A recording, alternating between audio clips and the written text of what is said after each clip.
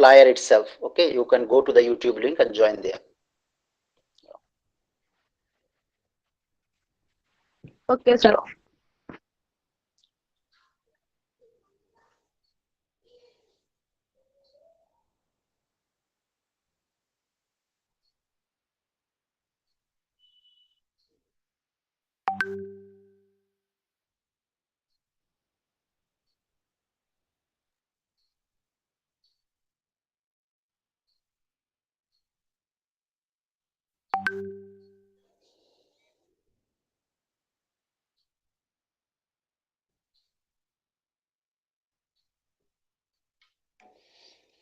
Okay, so a very good afternoon, very good evening to everybody.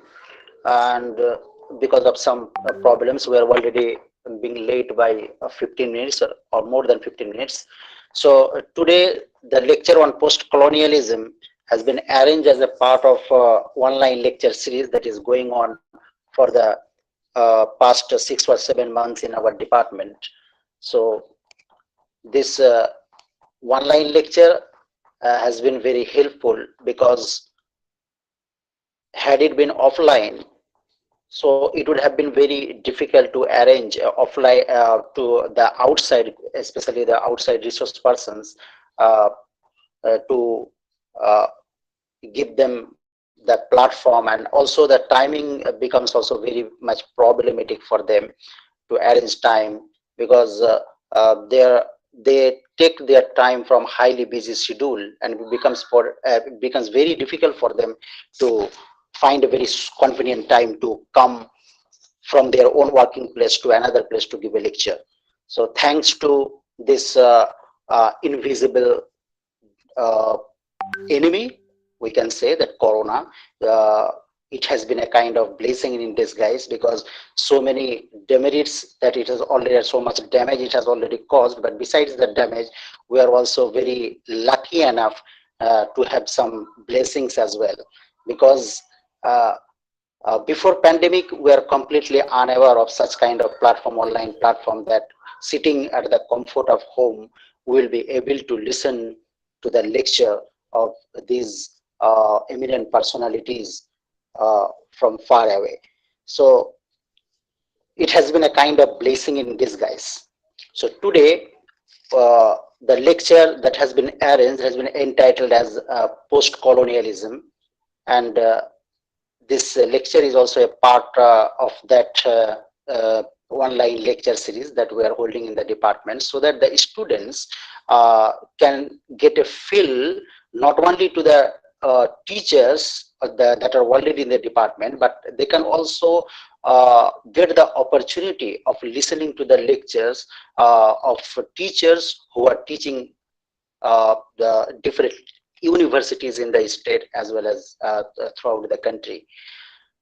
So this is a great opportunity as well, and it gives a kind of break, as well as variety, because variety is the spice of life. So they can have a feel of being taught or listening to the lectures given by various personalities or eminent personalities in the field.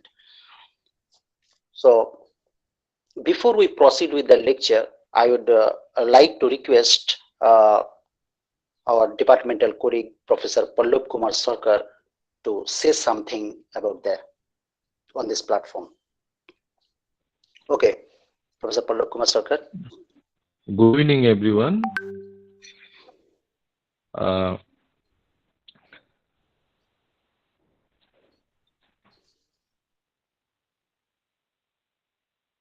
Department of English, as well as the PG Department of English, Cooch College, has been arranging special lectures, and today we have another occasion to arrange for a special lecture. Myself, as a part of this department, first of all, I would like to thank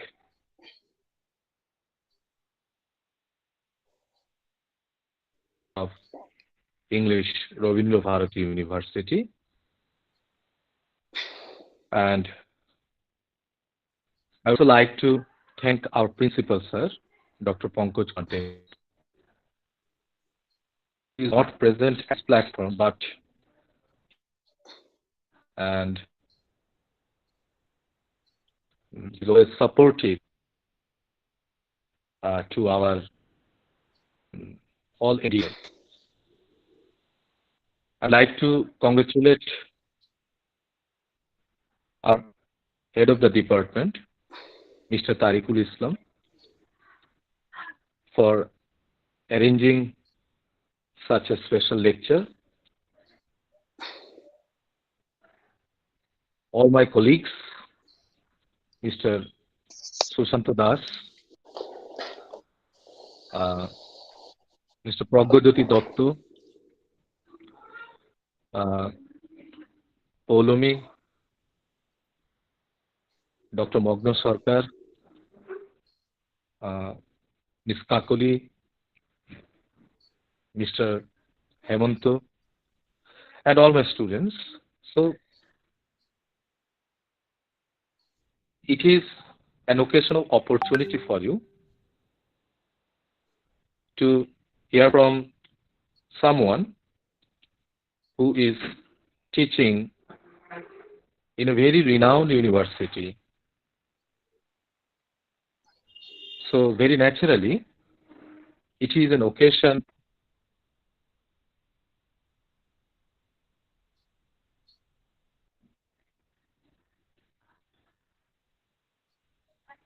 for learning. And you know, colonialism is the first growth field of cultural studies, and sure that students who are interested in cultural legacy of the colonial period will find this lecture very interesting. So from the Department of English,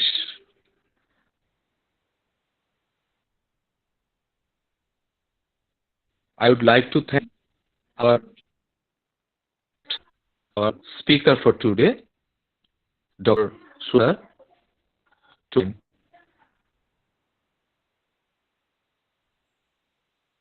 that all the students as well as we the faculty will have opportunity to listen to him.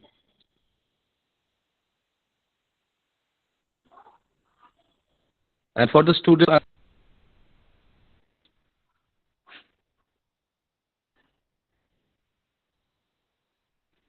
you should look the lecture attentively,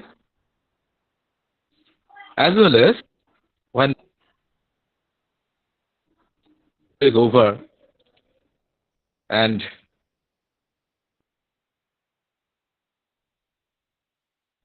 there will be a session. I'd like to tell you that you should participate in that session. And if you have any queries,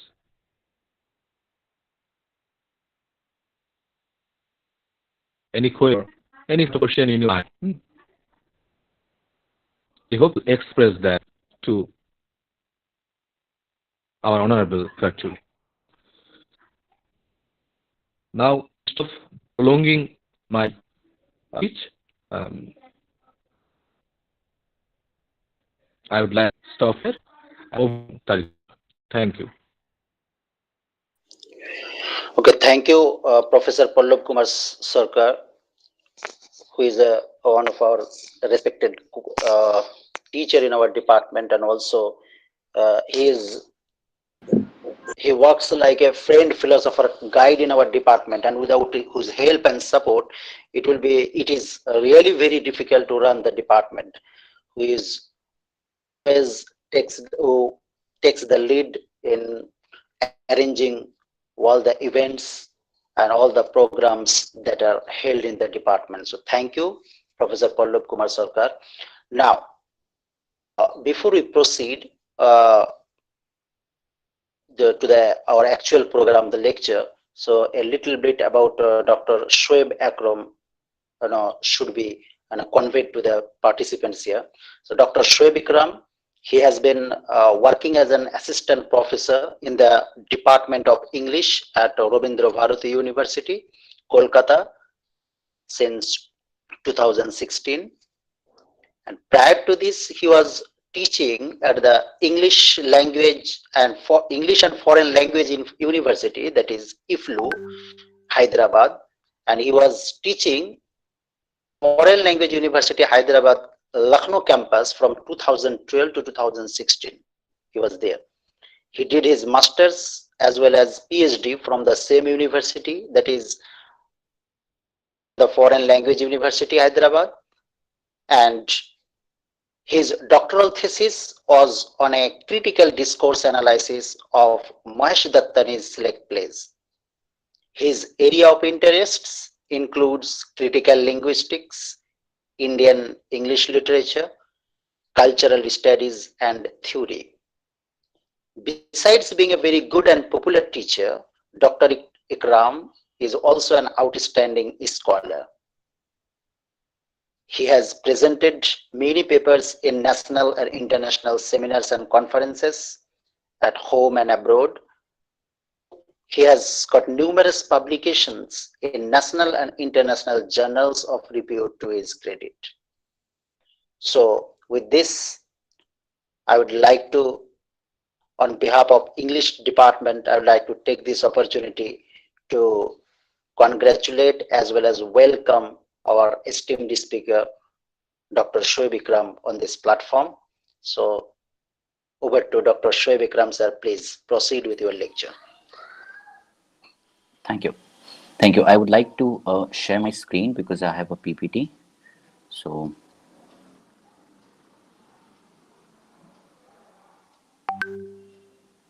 just a minute.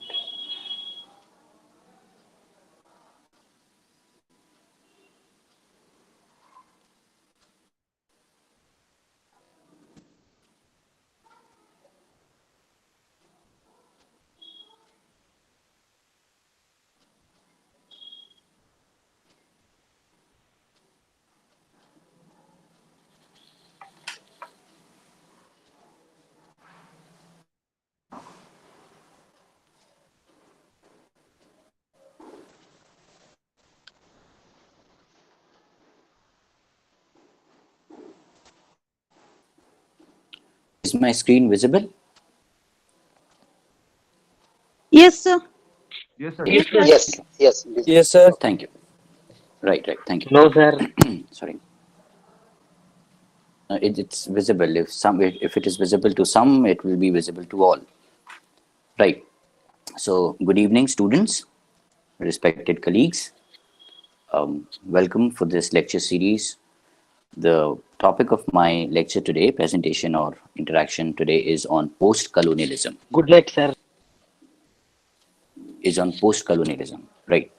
So, what in the next couple of minutes we would be just talking about what post-colonialism is. All you need to do is just listen carefully, as if like you are listening to a story. And by the time we finish this lecture, we will have a sound overview about what this post-colonialism is all about. Since you are students of masters, you are pretty much aware about what this particular term is, right?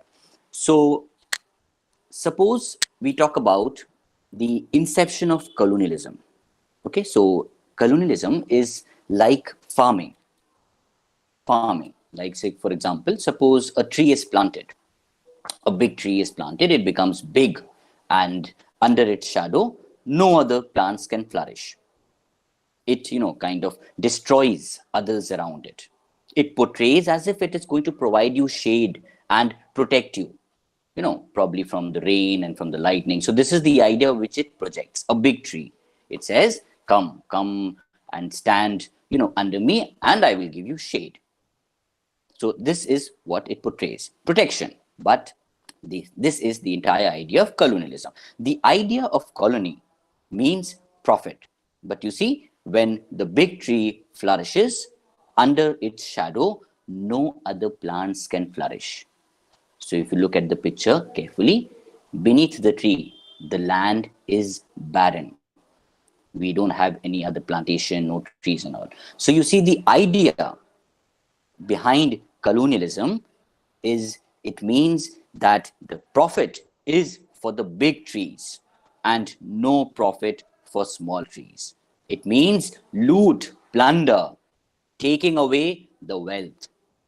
Margaret Atwood, a Canadian writer, in the work The Blind Assassin, she says, colony is a place from which profit is made, but profit is not for the people who live there. Profit is only for the outsiders, the big tree, whereas the inhabitants of the colony will remain in poverty. So colonialism follows an overt agenda and inert agenda. It shows that, look here, we are here for your protection, for your betterment. But in reality, it's loot, plunder. Right. This is a very common term which we must have read during our school times also, probably in history and then later on in our undergrads classes. Renaissance, 16th century. So it is generally believed that Renaissance, new era, the brave new world, okay, the world of possibilities, the world of inventions. We had lots of inventions during Renaissance. Copernicus, telescope, printing press, discoveries, new places, ships, Galileo, lots of names can come to our art, literature, painting, Da Vinci, many things come to our mind the moment we think of Renaissance. So what happened in Renaissance? We had the, advent of printing press. We democratized literature, learning. Within a couple of minutes, couple of hours, couple of days, we had many books reprinted. Bible was printed. And from Latin, we had translations. The common man could read, write. We came to know about many small planetary bodies around our own world.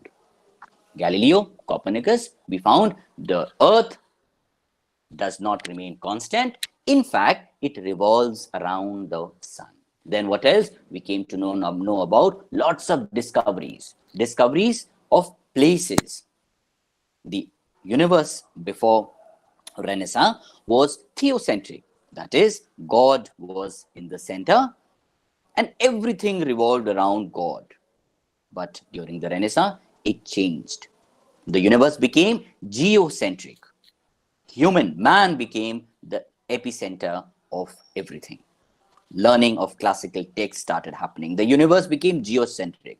A belief in here and now started prevailing. During the Renaissance, we have explorers, inventors who set out to explore different places. With Renaissance came humanism, that is belief in mankind. Man can do anything. The world of possibilities. Now, this desire to see new territory, new places, this spirit of discovery of this earth started with the discovery of America in 1492. Christopher Columbus, our friend, he took 3 big ships. If you can look at the PPT, 3 big ships, Nina, Pinta, and Santa Maria. And in 3 big ships, he set sailing and he discovered a new place. New Zealand poet Aaron Carlo, he's a New Zealand poet, he talks about this aspect of discovery. And he says that Christopher Columbus, he simply, went for a walk and he discovered a new country, America. This is the concept of freewheeling aspect of early colonial exploration. He writes in his poem, Landfall in Unknown Seas.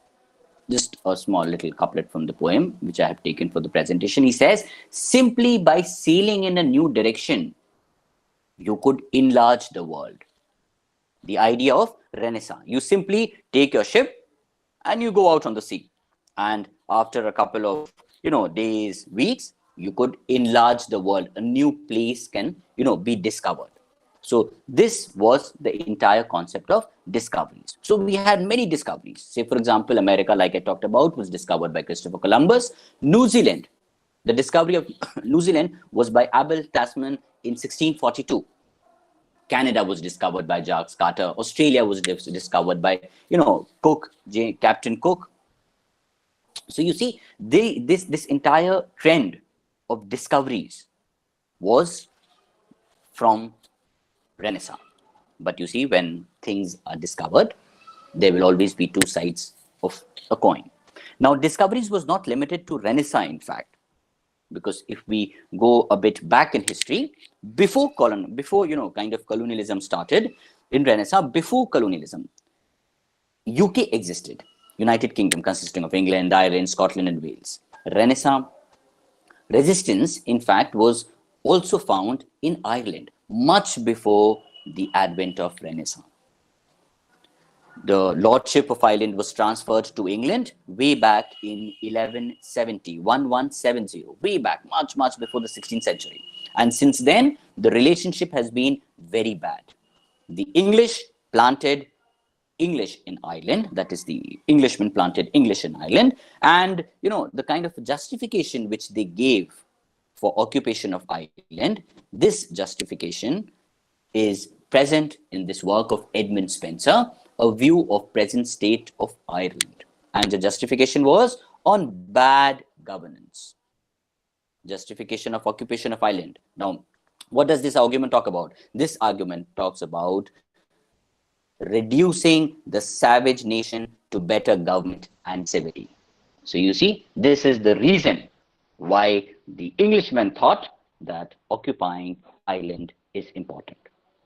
Now, post-colonialism applies here also, even though it was way back in 1917. Now, how does post-colonialism apply here? We have the Celtic revival of the 1890s. We have Irish dramatic movement. We have writers from Ireland being sent to England and, kind of pressing upon their own identities, right? So, sorry. So, what did the Englishman thought? The Englishman thought that it is my burden, it is my responsibility to civilize the world. It is the responsibility of the white man to go and look for places which, according to them, is dark, which, according to them, is uncivilized. And we need to spread the light of civilization. Africa was considered a long night of savagery, dark continent. Now, this Englishmen, they took pride in the fact that they have been given this holy duty to civilize the world. England started, kind of proclaiming Eurocentralism, that is, England as the center, and universalism. What we say, what England say, is universal. Sir Walter Raleigh, the favorite, kind of poet of Queen Elizabeth I, writes in his poem, The Ocean's Love for Cynthia, and he says that, yes, we have been occupying lots of places, we have been going to a lot of places, capturing them. Why do we do this? We do this to seek new worlds, for gold, for praise, and for glory. So this is what they say. We are seeking new places, and we do it for looting, for taking gold, wealth, for praise back home, and for glory in the eyes of a queen. So you see, now these places which they went to, they were, kind of classified into two heads. We have settler colonies, we have invader colonies. In settler colonies, we have places like New Zealand, Australia, Canada, South Africa, United States. And invader colonies, we had India and Africa. So what were settler colonies? Like the word itself suggests, settlers. So the Englishmen went there. These were empty land. Remember, terra nullis, empty land, land belonging to no one. Now this terra nullis, this empty land, was according to the Englishmen. See, for example, New Zealand. New Zealand had their own, local people, aboriginals living there known as Maoris. Right. Australia also had Torres, the people, the first people of the country, the place. But you see, these people were not considered humans by the Englishmen. They were not considered to be humans. They were savages. Hence, the land became empty. Now, they settled there, whereas places like India and Africa, they invaded these places. Now, other countries which were already populated were invaded and annexed. There are invaders colonies, like I said, India and Africa. Now, in settlers colony also had English as L1, the first language, and the religion also was that of the Englishmen. They also started struggle for self-rule in places like Australia, New Zealand. There also post-colonialism applies. Now, the concept of the British, the concept of England was as a super force.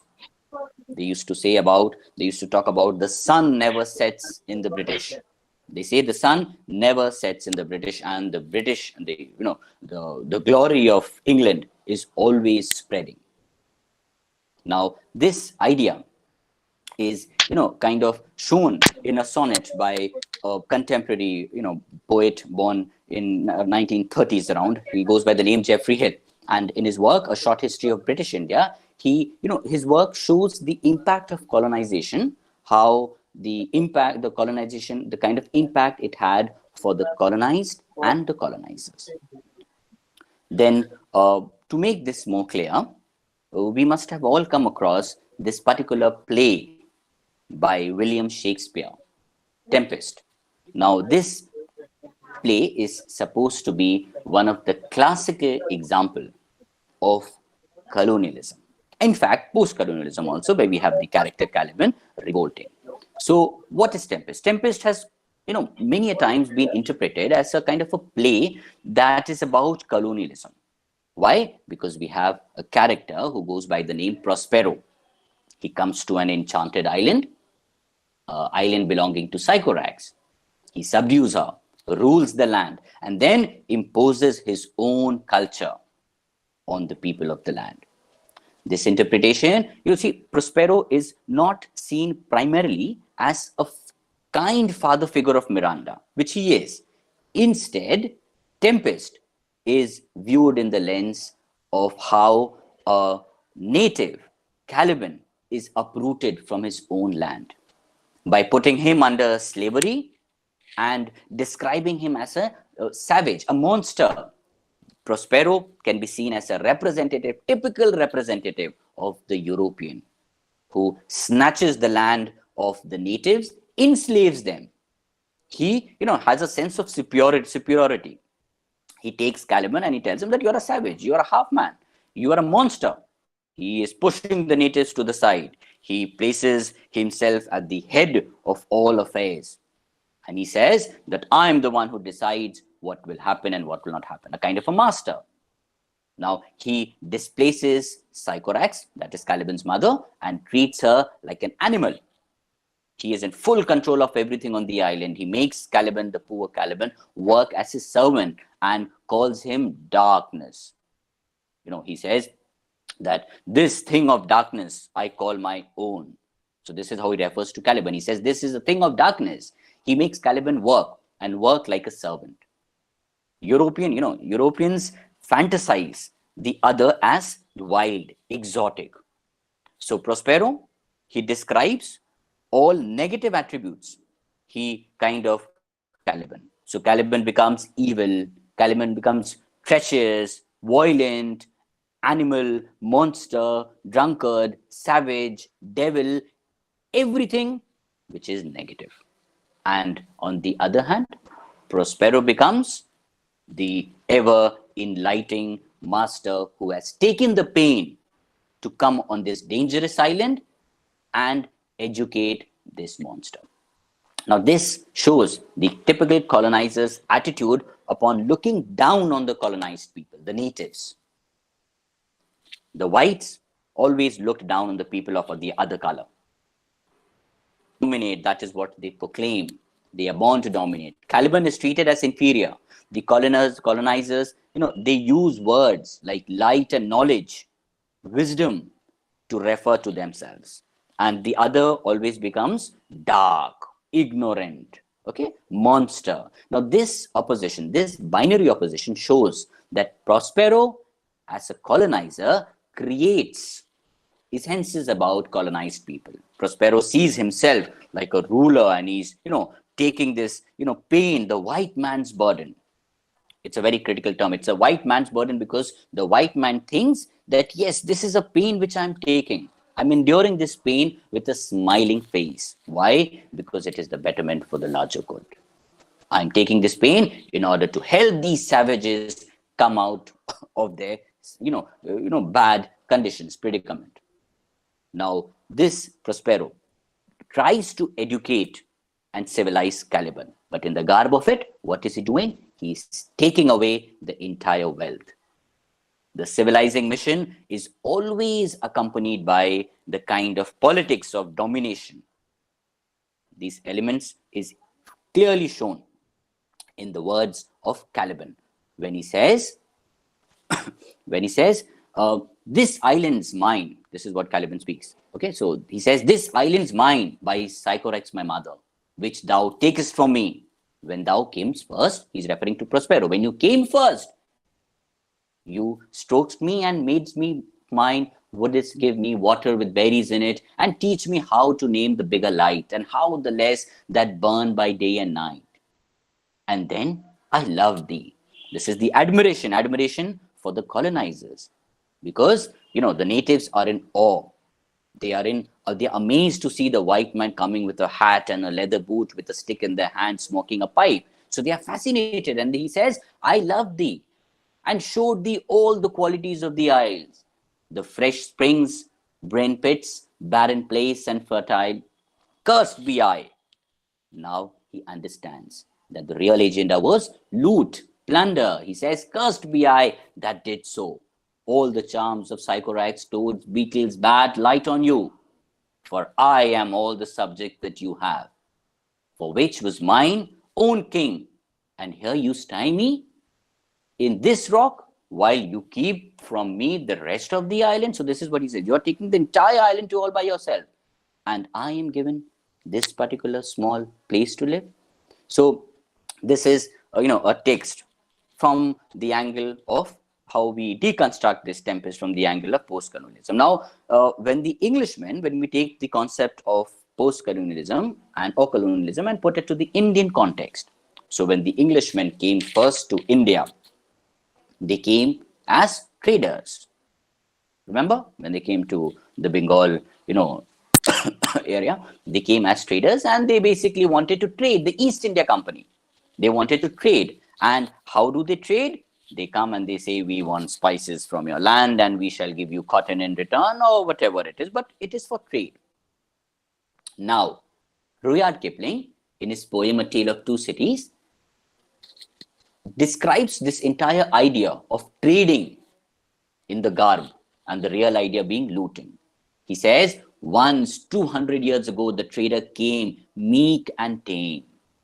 Where his foot halted, there he stayed, till mere trade grew to empire. Then he sent his army forth, south and north, till the country from Peshawar to Kaisayan was his own. So this was the entire idea. So how did this entire colonialism happen? This is a kind of a small flowchart. So they came as traders and they said, we have come to trade and we would also very much be interested with your culture. Indians, it's a wonderful place. India, it's a wonderful place. So many cultures, so many languages, a rich heritage. Let us stay in your place. We will, kind of have a small, a barter system. You give me something, I give you something. Trading. And then your texts are wonderful. You have all these great, ancient texts written. The world has no knowledge about it. Let us translate them. So they started acting as translators of the rich cultural text belonging to India. I'm taking the concept of India. When I talk about India, I'm talking about the natives, okay? All places that were, colonized by the Englishmen. To, make the things understand, I'm using the Indian context. So they said, let me translate. And we Indians were very much fascinated by them. So, and slowly, the entire idea of looting started happening. So they started making the natives look small. They started making the native understand that they are, they are inferior. And how did they do it? By showing their superiority, by the white man's burden.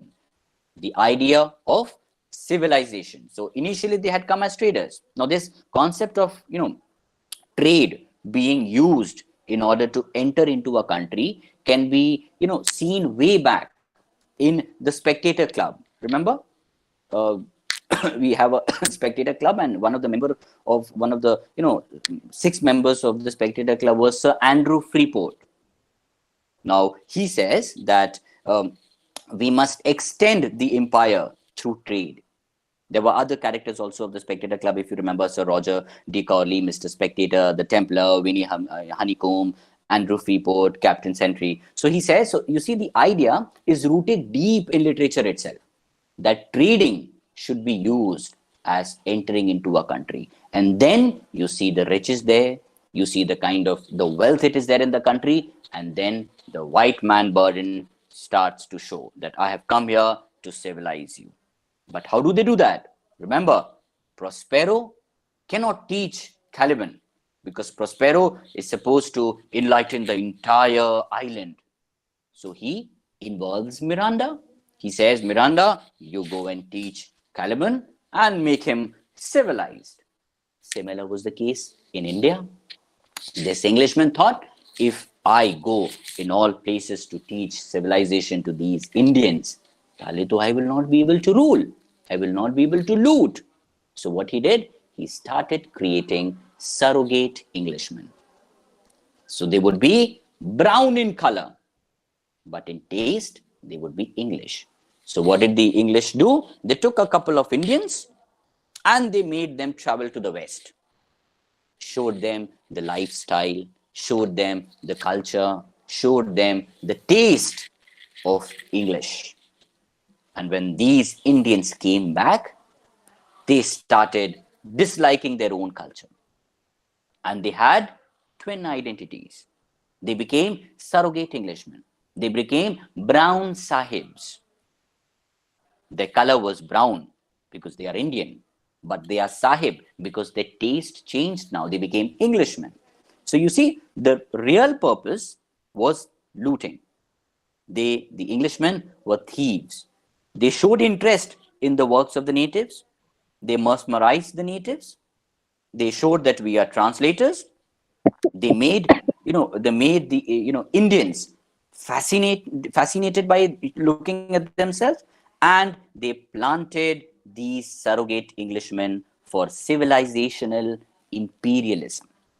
Everywhere, people were, full of admiration for the Britishers, their culture, the dress, the hat, the stick which they walked, the leather boots. So the natives started imitating them. English education, the Macaulay's Minute, was the reason behind this. So the Englishmen thought, we have to subdue the Indians, and we subdue them by creating a discord between them and their real identity. You see, but this cannot go for a long time. Sooner or later, there will be identity crisis, because the brown sahib, after a couple of years, days, months, will have bells ringing in the mind. Identity problem. Who am I? I belong to two identities. I have two identities. One, which I do not belong to, Englishman. I want to become an Englishman, but I cannot become an Englishman because I'm not white. And the second identity, Indians, which I don't want. So they started dangling between two identities. Frantz Fanon also talk about this concept when he says, black skin, white mask. You're putting on a white mask because you want to be an Englishman, but in reality, you are brown, you are an Indian. So they started creating double identity. Homi Bhabha calls this mimicry, apemanship. So you see, the colonizers' argument was twofold. Bad governance, no rule of law, which they applied to places like Ireland and all, which they applied to, places like Africa and all, and civilize the native, which they applied to India, that we are here to civilize. We are not here because it is a bad rule of law, because you have many kings ruling over. We are here only to give you education, English, knowledge, philosophy. English, Indians were not very much aware with the world philosophy, the discoveries. So they said, you are missing out on important things. Let us educate you. Let us open educational institutions. And when they did, they started creating surrogate Englishmen. Now, Macaulay's Minute of 1835 was a typical example of English language being used for cultural imperialism. Now, people started using English everywhere. But sooner or later, things will become, kind of a mental slavery will creep in. That is what happens when the empire starts to write back. The Indians, after a certain amount of period of time, they started revolting. They started resisting because imperialism cannot happen for long. And how did they do that? They started using the concept of adopt, adapt, and adapt. So the first phase was adopt. The Indians, they were well aware with the English language because English language had been introduced in 1835. So they had a mastery over this foreign language. Now they used English in their works. So the first phase, adopt. During this phase of adoption, mimicry was there. They were imitating. The Indian poets were, imitating Matthew Arnold, Wordsworth, Walter Scott, Sir Walter Scott, Shakespeare. And in the second phase, it was adopt, where Indian writers were modifying the Western to suit their purpose. Like Raja Rao and company, he, kind of used Harikatha in his work. He hybridized this. And the third phase was adapt, where Indian writers, kind of used English for their own purpose. Agha Shahid Ali, he, coins this term as biryaniization of English. You make English as a biryani. Lots of ingredients you add to it. So the third phase, we have adapt. Writers develop their own voice. Remember, revolting was not very easy. Say, for example, in the second half of the 19th century, we had the First War of Independence, 1857. We call it the First War of Independence. The Britishers, refer it to as the Sepoy Mutiny or the Great Uprising. Anyway, so the revolt of 1857 was disaster. It was lost. Indians were brutally massacred, killed. And you see, the 1857 was a time where the Hindus and the Muslims were joining hands together. And this created a kind of a, problem situation for the Britishers, and they wanted to stop it there. So after the revolt, the entire East India Company powers from the East India Companies were transferred to the British, the imperial power. The Queen became the emperor of the British. So revolting was not an easy task now. Given the situation is changed, the Britishers have a direct stake in the country. So what did the writers do? They took the entire concept to a different level. They went for a literary revolt. They used the pen to write and to revolt. They kind of showcased their own rich cultural past. They tried to show that we had a rich cultural history before you came to our country. You made us feel inferior, as if there was nothing in this life of ours till you've come and you've shown us the light. But in reality, we had our own culture, we had our own religion, we had our own ethics, we had our own, we had a different rich tradition altogether. So they showcase their own culture through their work. Then comes the phase of post-colonialism. So you see, post-colonialism is understood in two ways. We have post-colonialism and post-colonialism as one word. Now, the first is post-colonialism. Now, this hyphen, it signifies a period, a chronological period that comes after colonialism. Say, for example, 1947. So, probably after the India got freedom. So, the literature written or the works that happened post-colonialism, used as a chronological term. Whereas the other, that is post-colonialism, it is a concept. It is a critical concept that signals the persisting impact of colonization across the time period, not after, but after, before, around, between, the entire time period and geographical regions. So these are the two ways in which post-colonialism is generally understood. But we need to understand that post-colonialism is, understood as a colonial discourse analysis. It shows the injustices done to you.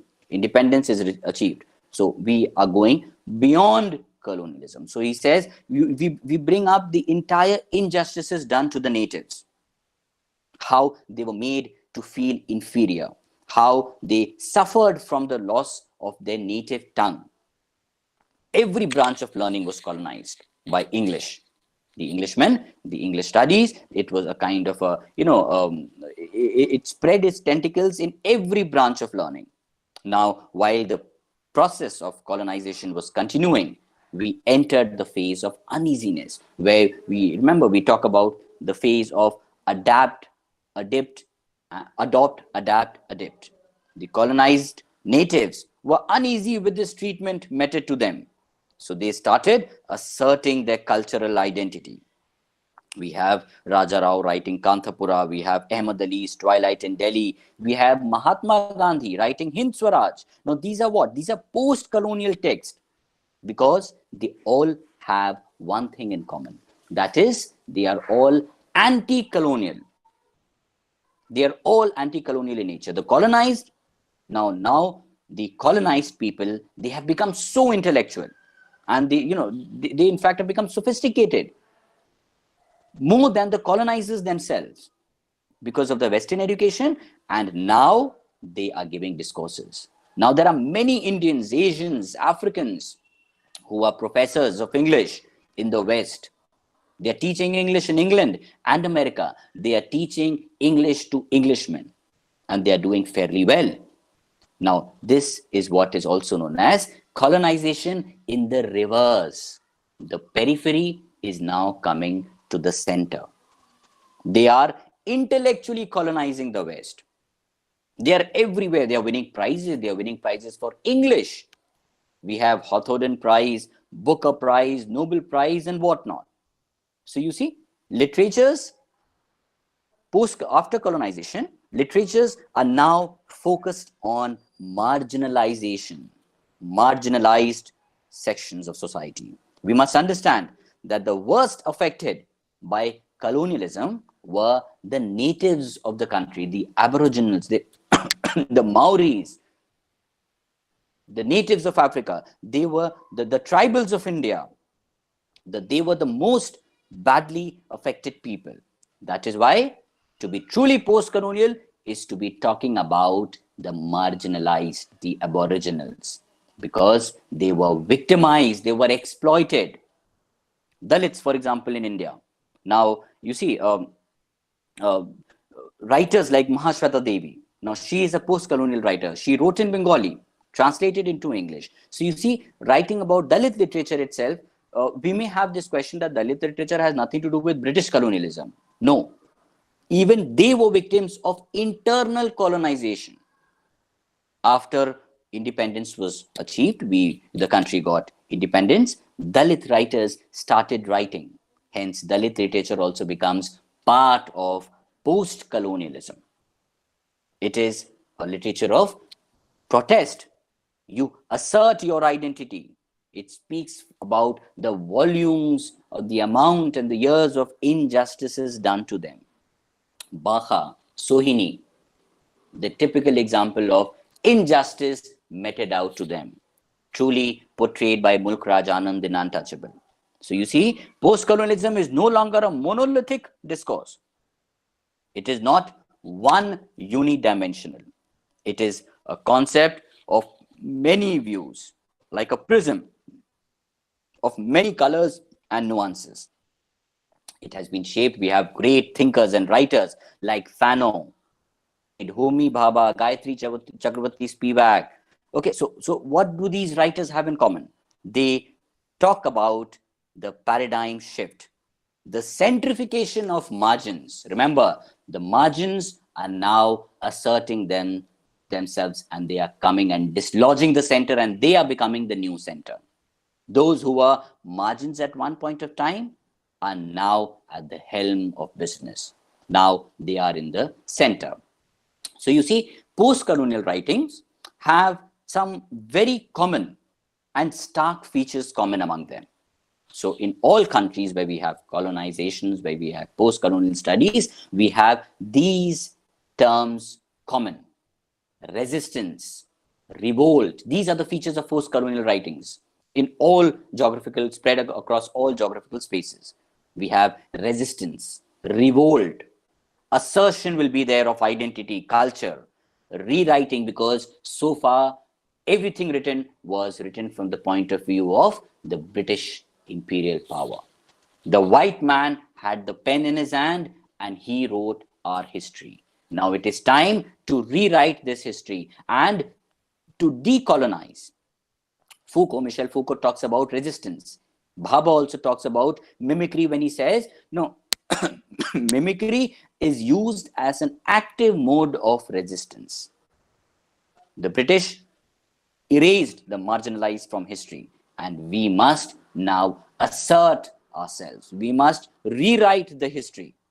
Now, this rewriting of history has been done from different angles. One such is from the subaltern view of history. The subaltern view, it's in fact a project undertaken by the likes of Ranajit Guha, Partho Chatterjee, Sumit Sarkar, Gayatri Chakravarti Spivak, Shahid Amin. So what do?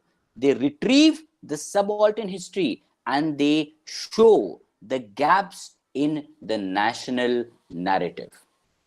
And they show the contributions, they show the part played by the natives, the part played by the locals, irrespective of a great central figure. So they try to retrieve stories from ballads, songs, folk stories, and they showed that even before Britishers colonized us, we had a very strong, powerful, rich history, the subaltern history.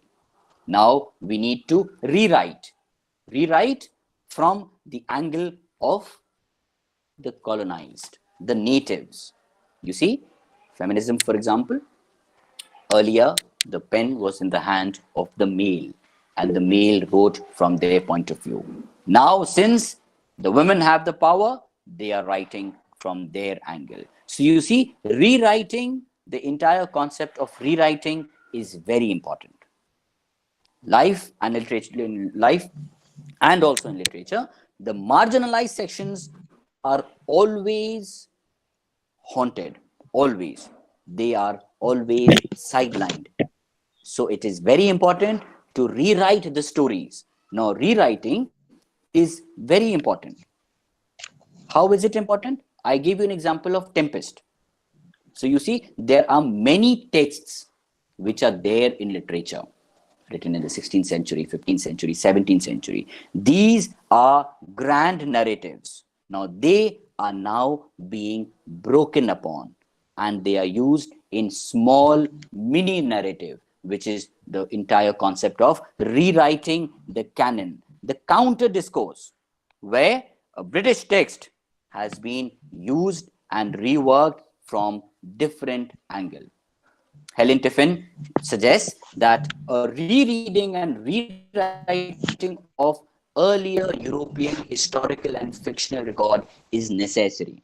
She suggests that the use of colonial counter discourse, in which a particular post-colonial writer takes up a character or characters, in matter of fact, or the basic assumption of a British canonical text and unveils its assumptions, subverting the text post-colonial purposes.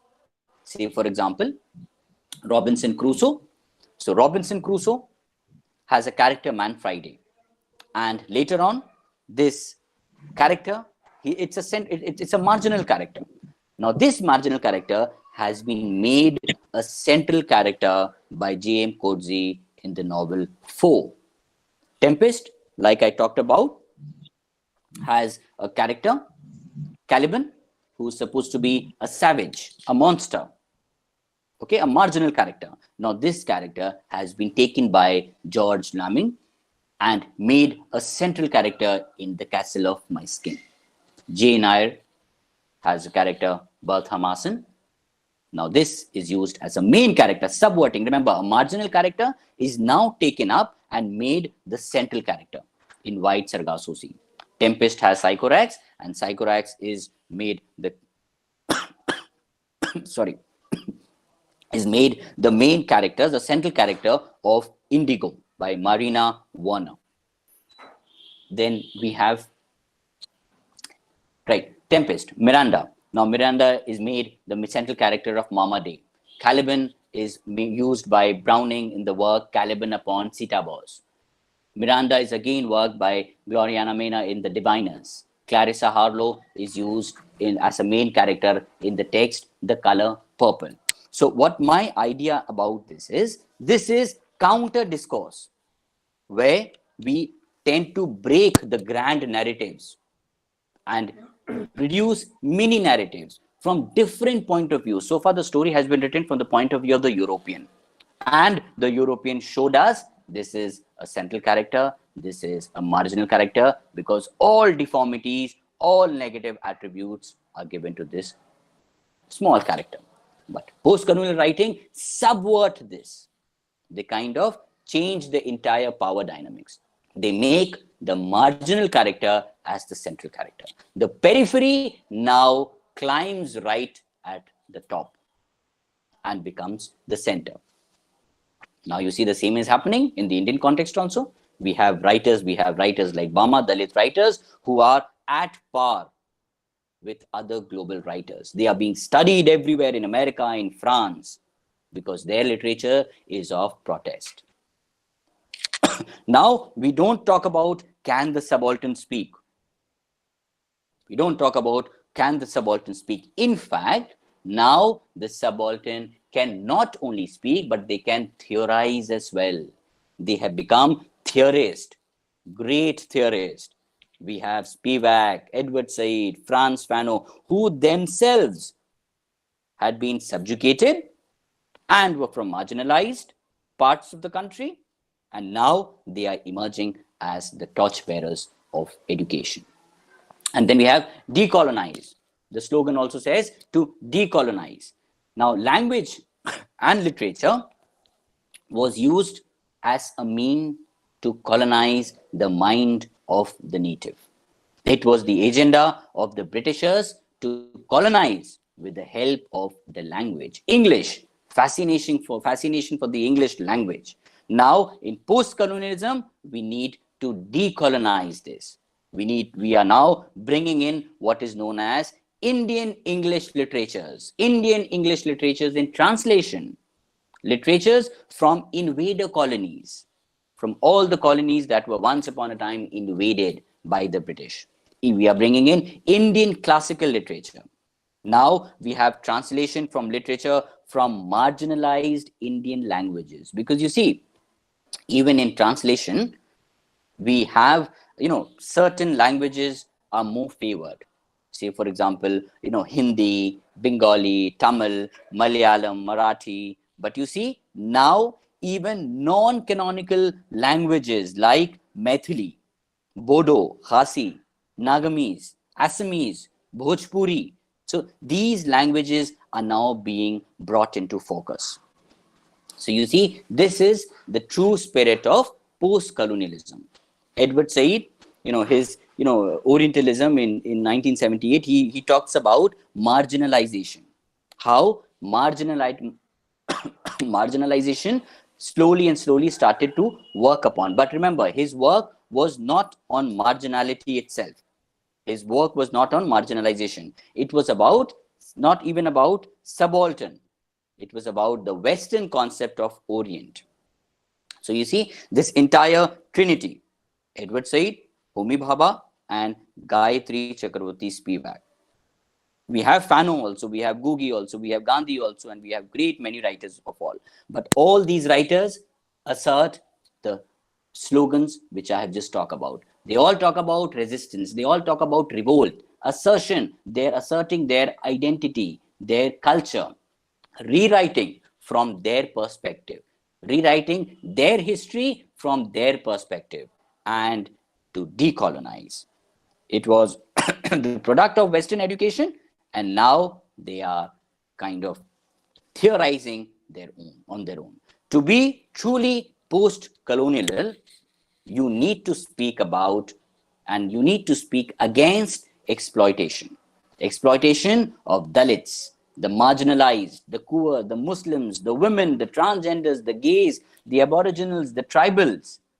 So this is how I would like to conclude my talk, is to be truly post-colonial, you have to be dealing against exploitations and for the marginalized. Thank you. Thank you, sir. Thank you, sir. Thank you, sir. Thank you, Dr. Shoaib Ekram. It has been a really illuminating and very exciting lecture, very informative as well, because especially the visual presentation is very good. So I think it will go a long way in clarifying the concept about the post-colonialism. Now, the house is now ready for questioning. If you have those who are gathered on this platform, anybody, whether students or other distinguished dignitaries who are present on this online platform, if they have any kind of query, it is now open to you. You can ask the question to the speaker, and he will always be there to clarify any kind of doubts that is there in your mind. Please, if you have any query, then you can ask. Thank you. I have a question. I am from Murshidabad. Thank you for presenting such enriching and enlightening lecture on post-colonialism and enriched. But I have a question that, do you think that the legacy of colonialism is over? And if the legacy of colonialism is over, why we Indians cannot prosper ourselves, exterminating and without any touch of English Britishness? So what is your opinion about this? That still we feel the legacy of colonialism is there in our culture, in our dress, in our literature, in everywhere in India. This is my question. Yes, right. Thank you, Shamsul. Right. Of course, colonialism is not over and it cannot be over. It changes its shape. We have what is now known as the American imperialism. We have imperialism in the garb of business, in the garb of technology, in the garb of education. So the entire concept of colonization is still very much prevalent. But what has happened is it is no longer used by by a kind of armies, occupation. We don't have countries occupying different countries physically in the form of armies. Capturing is not there. But of course, we have colonialism. We have, even in the field of medical, even in the field of what we have been seeing, what we have been going through, this entire concept of this pandemic. It all happened, the kind of fight over the drugs, the kind of fight over the medicines, the approving, the central body being approved and certain drugs being approved, certain drugs not being approved. Of course, colonization is still there, very much there, very much there. Thank you. Thank you.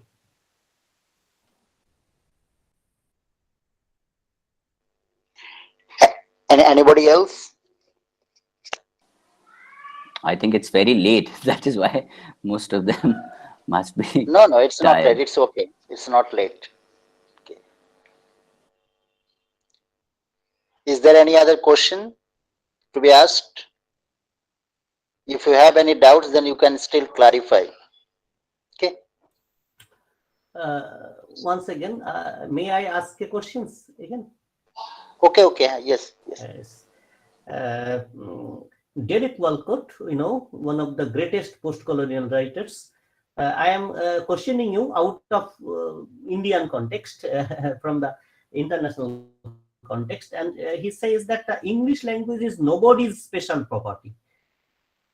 the internalization and globalization of English language happens in the present day. So what's your opinion about Derek Walcott's quotation, the English language is nobody's special property? Absolutely, absolutely. If you remember, or if you recall, while I was delivering my talk, I talked about the concept of adopt, adapt, and adapt. In the concept of adapt, I gave you a term used by Agha Shahid Ali. He talks about the biryaninization of English. Why? English has now become a biryani. It has become a special dish that has been used by many several spices are inside. Now, English is no longer a particular country's domain. It is no longer a particular area's property. We have Indian English. Like I said, we have English coming from the settlers' colonies. We have translation studies, English words being introduced, Oxford incorporating words coming from the third world countries, from the second world countries. So now talking about English as a monolithical discourse is a very difficult task. In fact, we have Englishes. It has become a plural entity. We don't have anything known as English. We have Indian English, we have African English, we have we have Englishes as to speak of. Right. Thank you very much. If I want to arrange such a lecture from you, can I expect that such speech you will be able to deliver? Of course. What else can I say? Such speeches are supposed to be delivered by a teacher. I will contact you later. I will contact you. Sure. Thank you. Thank you.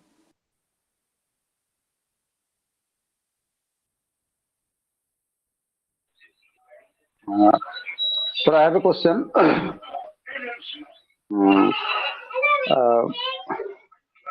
very much enriched with your lecture, but I have a question. So how can we relate post-colonialism with neo-colonialism in the present socio-economic context of literature?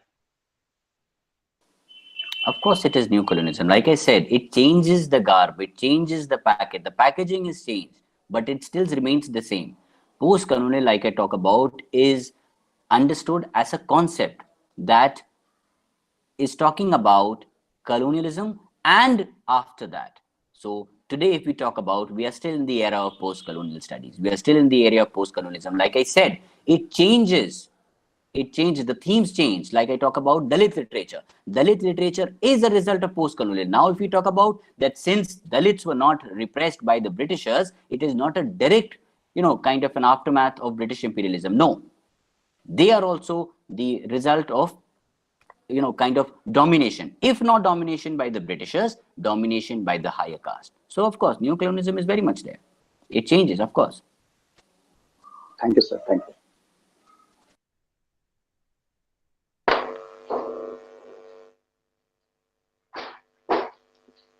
Now, there is a question in the chat box from, this is Singer Sorodipta.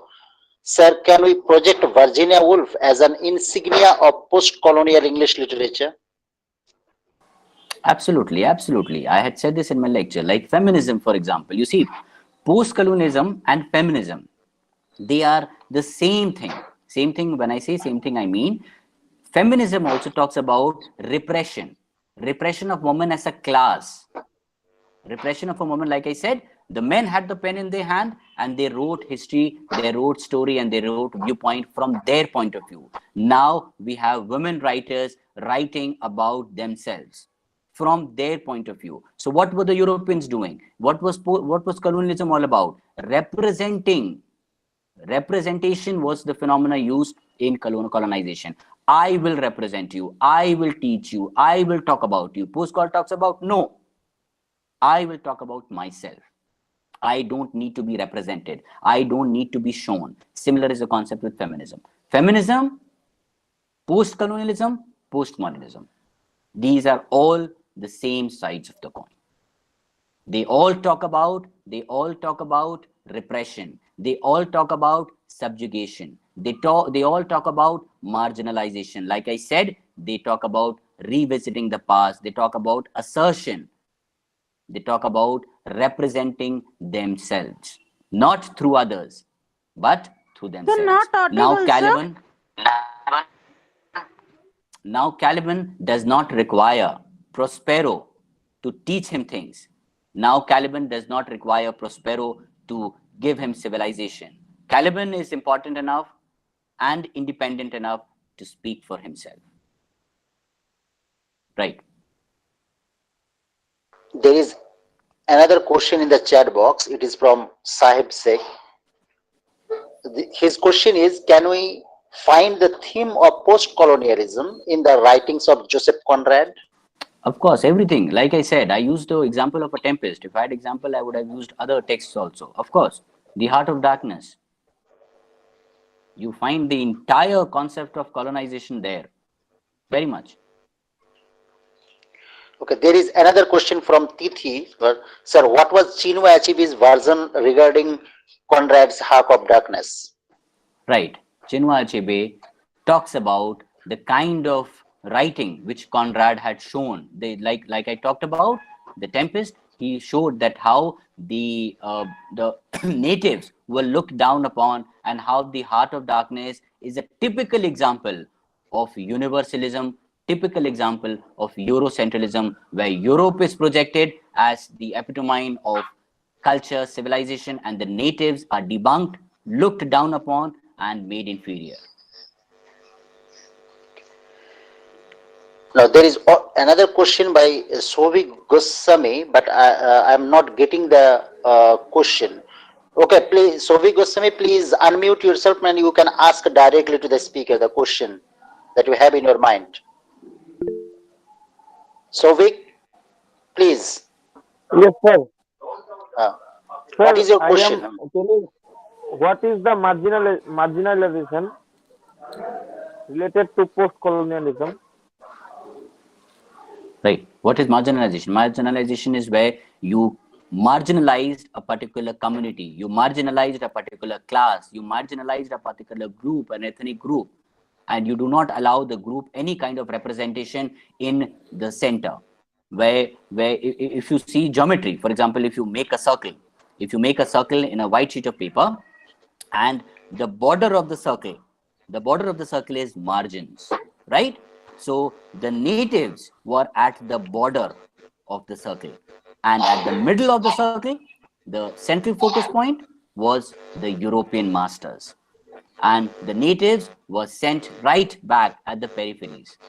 I hope that clarifies your meaning on marginalization. Yes, sir. Yes, sir. Thank you. Okay, so I think this is enough for today. Again, there is a this will be the last question. Okay, please. So another question in the chat box by Sorodipto Singh, that sir, who is Godo in the play Waiting for Godo from your perspective? Right.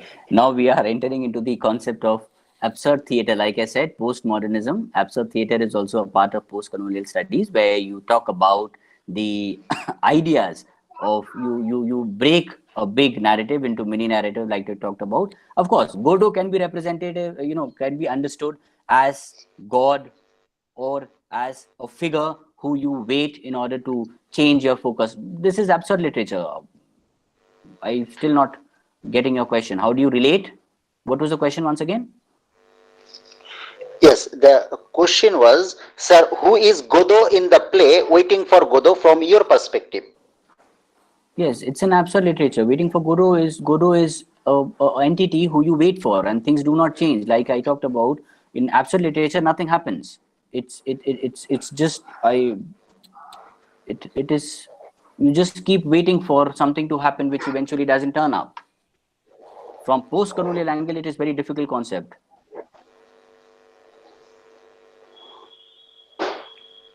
Right.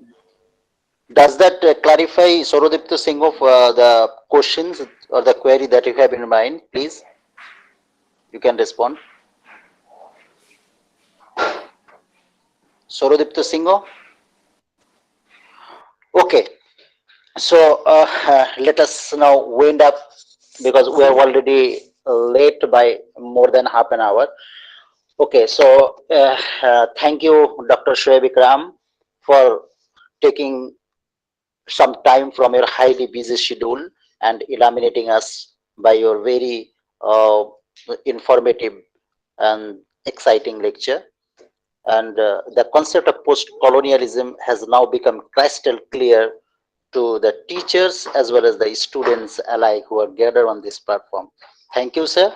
And I hope that in future as well, you will will go on arranging such kind of lecture, and I hope you will not let us down. Okay. So thank you in advance. That if in future, if we arrange such kind of lecture again, we will ask you, and you will kindly consent to deliver such kind of illuminating talk. Sure, thank you. It has been a pleasure. The students were wonderful, Okay. and I'm very grateful to the Department of Coach Behar English Department. Thank you. Now, Thank you, sir, I for would your valuable, yes. wonderful So speech, sir. please. Now, I would like to request our another colleague, Professor Anindita Dutta, to propose vote of thanks to Dr. Shoaib Ekram. Please, over to Anindita Dutta. Professor Anindita Dutta, please. Yes, sir. Yes, sir. Thank you. Am I audible? Yes, you are audible. Okay, sir. Good evening to all and sundry present here. I take it a great honor and privilege to propose the vote of thanks on this knowledgeable occasion. We are grateful to our principal, sir, Mr. Pankaj Kumar Devnath, to support us and always to be with us in every occasion. I, on behalf of everyone present here, would like to thank our resource person, Dr. Shoaib Ekram, Assistant Professor, Department of English, Rabindra Bharati University, who, despite of his busy schedule, has found time to grace this occasion. The special lecture in post-colonialism presented by you, sir, has highlighted various aspects reflecting the white man's burden to the various phases of adopt, adapt, adapt, to post-colonialism, to post-colonialism, etc., which surely has mirrored the injustice that the history has witnessed, both as a victim and as a revoltee. You have so beautifully highlighted that Dalit literature, how even they were victims of colonialism, it's actually a literature of protest. Post-colonialism is surely not a monolithic discourse. Such a valuable lecture can never fail to falter thoughts in all minds. I'm without doubt that everyone present here has definitely found out a lot to learn. Thanking you, sir, from the deep of our heart. I want to express my gratitude to our H.O.D. Professor Tariqul Islam and all my learned colleagues, Professor Pallab Kumar Sarkar, Professor Susanta Dash, Professor Prajnajyoti Dutta, Dr. Magna Sarkar, Professor Hemanta Baxi, Professor Poulomi Modak, Professor Kakali Layek, who had always been the backbone of all successful programs organized by our department and our college. Last but not the least, I thank all the participants who are present here and has shared their valuable thoughts with us. And keeping it a positive note, we hope to meet again with such enlightening lecture, such enlightening session in near future. Thanking you, sir, and thanking everybody for your attention and your positive and very important presence. Thanking everybody. Thank you. Thank you, Professor Anindita Dutta, for such a beautiful and wonderful vote of thanks. Okay, so we're with this note, I will like to take your leave. So the program is now sounded end here. Thank you, all of you. Thank you, sir, for your valuable speech, sir. Wonderful. Thank you, sir. Thank you, sir. Thank you, sir. Thank you, sir. Sir. Thank you, sir.